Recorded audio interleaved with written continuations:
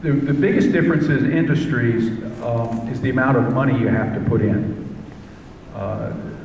Healthcare, for instance, some of the investments in healthcare, gene cloning, those kinds of things take enormous amounts of money. Drug development, pharma take huge amounts of money. So what happens is the rule is 10x. So basically they have to be worth a lot of money. So the investment, if you think about the way drug companies are now spending $200 million to develop a new drug all the way to the user. So unless the market's worth $2 billion, they won't even start. So that's a pretty, I mean, that 10x rule is pretty common. So let's look at this formula. I'm not going to give you a math lesson here. You could probably all give me a math lesson. But basically it boils down to how long you're in the business and how much money you need. Let's go back to my example earlier.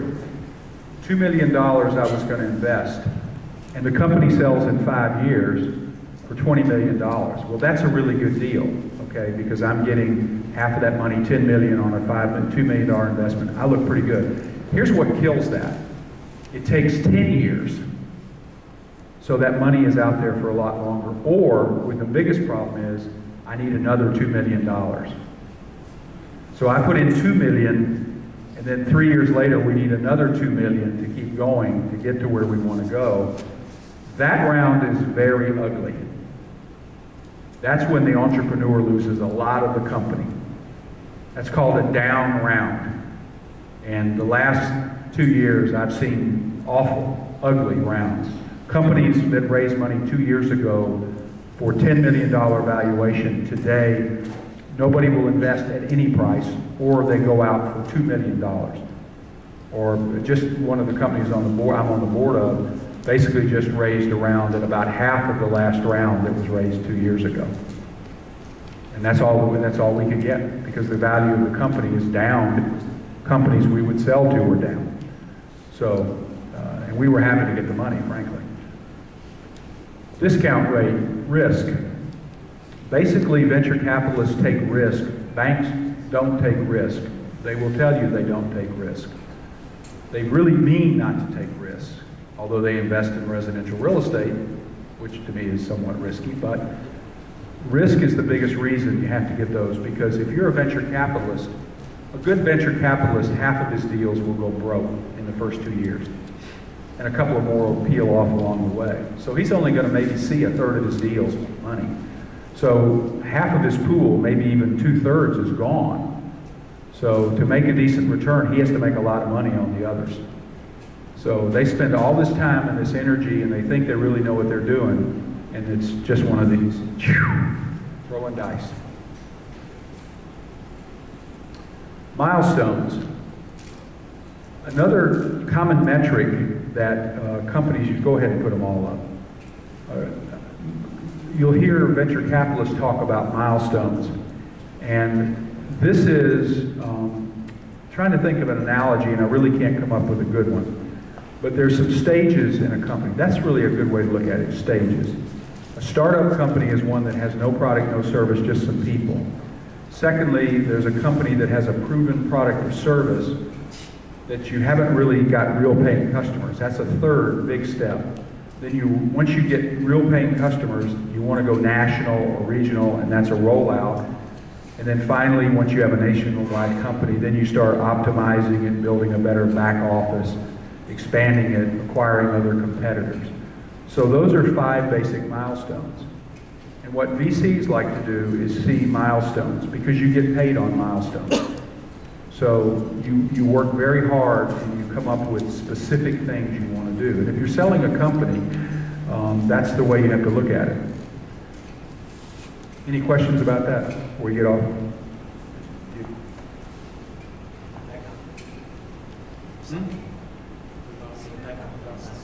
Yeah, go ahead. Oh. Common mistakes. Okay.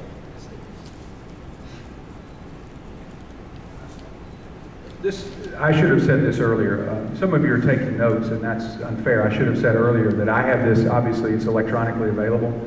And if you give me a business card, I'll tell you what I'll do is, rather than that, why don't I give it to MonteJade, and I've got it on thumb drive, and so you've got it on your computer, so you can get a copy of this.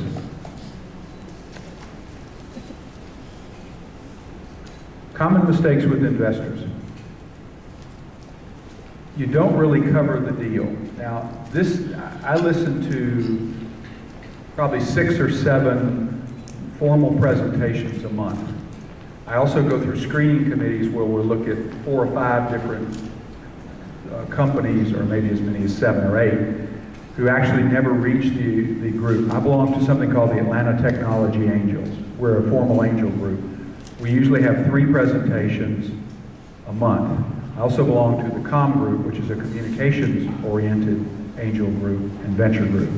So I'm looking at 5 formal presentations. When you go to a screening, you'll see 4 or 5 for each one that gets on. So I see a lot of different pitches. Here's some real issues when you're talking to somebody. One is people spend way too much time talking about the market. For instance, and I'll pick on you since I know a little about your business. They'll talk about, Just Gentlemen's business is basically helping people stay at home as they age. So they have infirmities, and so you redesign the house so that basically they can live at home and successfully not have to move into a nursing home or some other situation. That's really not a bad business. And in fact, if you look at the age of our country, that's a great business, right? The demographics are there. In fact, this group kind of represents some of those demographics, especially me, who was way back in '72. So, but you spend half of your time convincing somebody something they already know. Most VCs know all of the big trends, demographic trends, product trends. They understand this battle between Microsoft and Google and the battle between Apple and all the rest. It's just, they understand, that's what they do every day. So you really don't need, all you need to do is sort of set a framework. People are going to understand the market. If they want to know more, they'll ask you questions. Secondly, and I'm an engineer, I love engineers, but engineers fall in love with their products. So all they do is talk about how cool their product is. They don't tell you anybody's going to use it. Because you don't buy something because it's cool, you buy something because you're going to use it, and that's cool. This happens more often than you can believe. The wrong person presents the business. Basically, most people who are going to invest want to talk to the marketing salespeople because that's where the action is. So having an engineer present the company who doesn't understand the marketing and sales is a mistake. Having the financial person, he may have a great idea of grasp of the numbers, but he might not understand the market. So whoever's going to be at that presentation, you need to have the people that understand everything. And I've seen that, honestly, probably a quarter of the presentations I see, the wrong person in the team makes the presentation. And the last one is, how well do you handle questions? Everybody wants to look like they know everything about their business. But again, it boils down to dealing with people. People like to think that at least you listened to their question. You heard it and you listened before you ignore them. It's okay to say, I don't know. That's the most powerful thing you can do in a presentation. When someone asks you a question, and you say, I'm not really sure about that. Let's talk about that a minute. And if I don't have an answer now, I'll come back to you with something. Because that sort of sets a tone that this is a pretty reasonable guy. It's pretty coachable. I like that. If he says, no, you don't understand, or something like that,